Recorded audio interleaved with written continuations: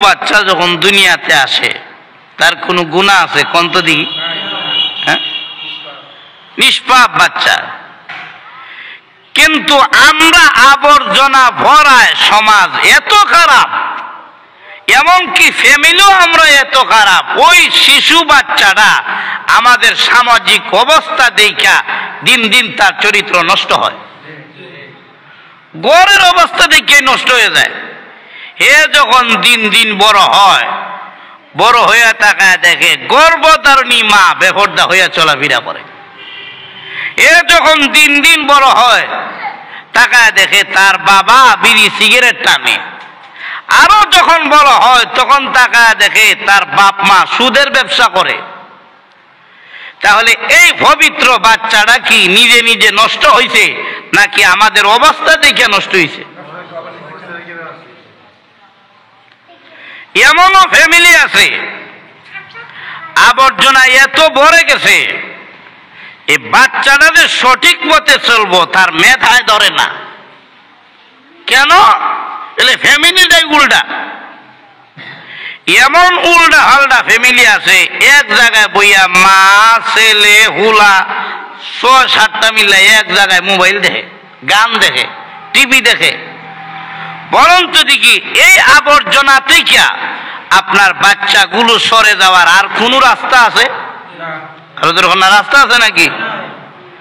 সবচাইতে বড় শিক্ষাগার হলো মার ঘর। সন্তানের জন্য সবচাইতে বড় শিক্ষা প্রতিষ্ঠান হইল মার ঘর। এর মায়ের ঘর যদি এত আবর্জনা লাগানো থাকে, এই বাচ্চার মেধা খুলবে কিভাবে? বুঝেননি বিষয়টা, কথাটা? এই জন্য ঘরকে সচ্ছল রাখবেন, পবিত্র রাখবেন, ভাগ পবিত্র রাখবেন, নামাজের জায়গা রাখবেন, ঝাড়ু দিয়ে রাখবেন, পরিষ্কার করে রাখবেন। বাচ্চাদের জন্য পড়ার টেবিল রাখবেন, চেয়ার রাখবেন, বই সব সময় রেডি রাখবেন। তাহলে এই বাচ্চার পড়ালেখার প্রতি মনোযোগ বাড়বে, তার মাথা খুলবে। এই চরিত্রগুলো বাচ্চাদেরকে শিক্ষা দেওয়ার জন্য মা বাবাদেরকে উদ্যোগ নিতে হবে।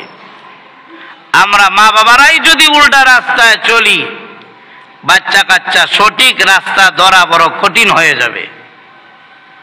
জন্ম দিছেন তো বাচ্চা বড় কষ্ট করিয়া, মাও কষ্ট করছে, বাবাও কষ্ট করছে, কিন্তু বাচ্চা জন্ম নিয়েছে মানুষের সন্তান হিসাবে। সে যদি পড়ালেখা কইরা অমানুষ হয়, আমি বলি এটা বাচ্চার দোষ না, মা বাবার ১ নম্বরে দোষ। পরিবেশটা কইরা দিতে পারে নাই। আর বাচ্চাকে মর্যাদাবান বানাইতে, বাচ্চারে একটা সুনাগরিক গড়তে, বাচ্চারে একটা মানবিক মানুষ, চারিত্রিক মানুষ, একজন আলেম, একজন শিক্ষক বানাইতে অবশ্যই মা বাবাকে কষ্টের পর কষ্ট স্বীকার করতে হবে। অনেক সময় বাচ্চার পক্ষ থেকে আপনার উপরে এই অনেক নির্যাতন আসতে পারে, অনেক সময় সামাজিক দৃষ্টির থেকে আপনার উপরে অনেক কষ্ট আসতে পারে, কিন্তু হাল চাইরা দেওয়া যাবে না। বলে এটা কিভাবে? বাচ্চা অনেক সময় বলবে আমি পড়ালেখা করবো না, আমার ভালো লাগে না। আমি এই সময় কইেন না, তাহলে জায়গা মাটি কাটা। 1 বছর 2 বছর 3 বছর 5 বছর চেষ্টা করে দেখেন পড়ালেখা দিয়া, ভাগ্য আয়া ফরক না, লাইনে রাখেন, ছাইরা দিবেন হাল। এই বাচ্চা আর পবিত্র দরজা খুঁজে পাইবে না, তার মুখ দিয়ে আর কোরআন তেলাওয়াত হবে না, তার মুখ দিয়ে আর আল্লাহর প্রশংসা বের হবে না। কেন? বলে আপনার ধৈর্যতা নাই। মা বাপ ধৈর্য ধরতে হবে, বাচ্চারে বারবার ভাড়ায় দিতে হবে শিক্ষা প্রতিষ্ঠানে।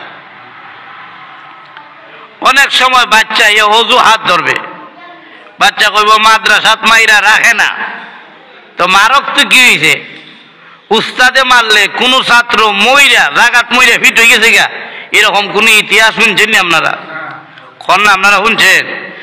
উস্তাদে মারছে ছাত্র মইরা গেছে গা, এরকম কোন ইতিহাস আছে? না।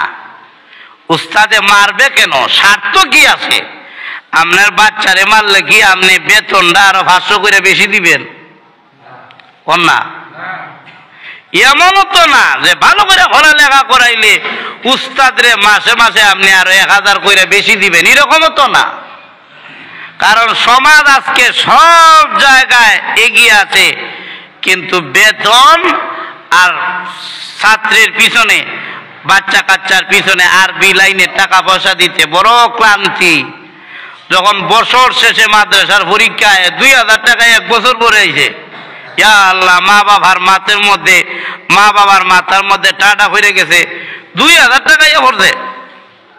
কত বড় আযাব! 1 বছরে 2000 টাকা আইছে, এটা আযাব হইয়া পড়ছে। কেন? আপনি কি বাচ্চার ভবিষ্যৎ চান না? সে পড়ালেখা করুক আর না করুক, কিছু হইল মাদ্রাসায় গেছে, 1 বছর তো সে পড়ালেখা যেমনই হোক করছে।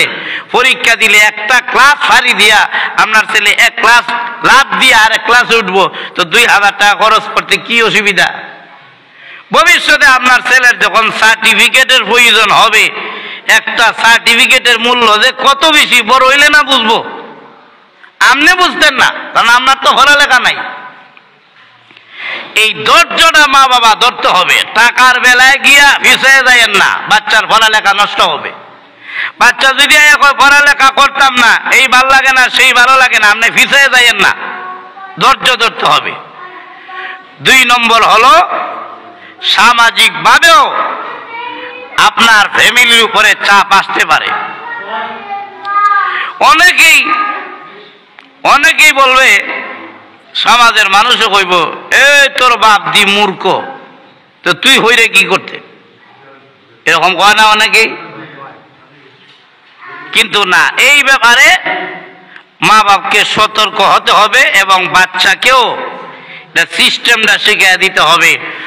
যতই বদনাম হোক, যতই যা হোক, পড়ালেখা ছেড়ে দেওয়া যাবে না। 3 নম্বর আয়া পড়ছে এখন মোবাইল। 3 নম্বরে কি আইছে? ইয়া আল্লাহ, এটা তো আয়া বড় বিপদ। আরে ভাই, যেই বয়সে নামাজ ফরজই তার উপর হইছে না, এই বয়সে মোবাইল আত আইয়া পড়ছে ফরজ। নাউজুবিল্লাহ, জোরে বল না। নামাজই ফরজ হইছে না, মোবাইল তার হাতের মধ্যে আইয়া পড়ছে। তার পড়ালেখাটা কি হবে কোন তো দেখি? উঠতি বয়সী বুঝেননি, 14, 15, 16, 17 এই বয়সটা হইল গিয়া ফোলা ফানতে লাগে। এটা হইল বেবুঝি বয়স, বুঝে ধরে না কি করত। এই বয়সের বাচ্চা কাচ্চাদের কাছে যখন মোবাইল যাবে, জিন্দিগিতে রেকর্ড করে রাখেন, তার আর পড়ালেখা হইতো না, তার আর পড়ালেখা হইব না। এ মোবাইল ভাইয়া যে কোন দলে যে যাইব, এটার কোন হিসাবই নেই।